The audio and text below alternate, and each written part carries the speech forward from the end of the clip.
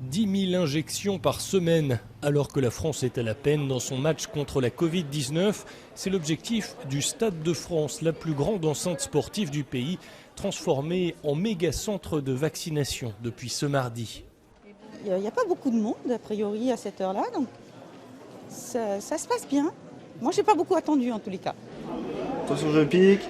Le nombre d'injections devrait accélérer au fil des jours, sous réserve de doses disponibles. Alors que le pays entier vient d'être reconfiné, la vaccination est en effet pour beaucoup une bonne raison de garder le sourire. Et pourquoi on ne pique pas dans la fesse? C'est possible aussi, mais bon, c'est peut-être pas... C'est vraiment D'autant qu'en pleine polémique autour du vaccin AstraZeneca, les patients ici sont rassurés, il n'est pas proposé. AstraZeneca, j'ai préféré, J'ai préféré, comme il y avait la possibilité d'avoir Moderna, je préférais pouvoir me faire vacciner par Moderna. Pour ouvrir ce méga-centre situé en Seine-Saint-Denis, un département pauvre, particulièrement meurtri par la pandémie de Covid-19, l'État a fait appel à l'expertise de la Croix-Rouge française.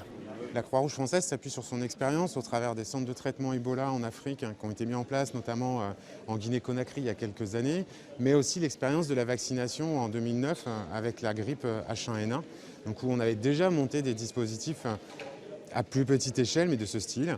Et puis on a une force qui nous permet de nous appuyer sur le mouvement Croix-Rouge et donc qu'est-ce qui a été fait dans les autres pays.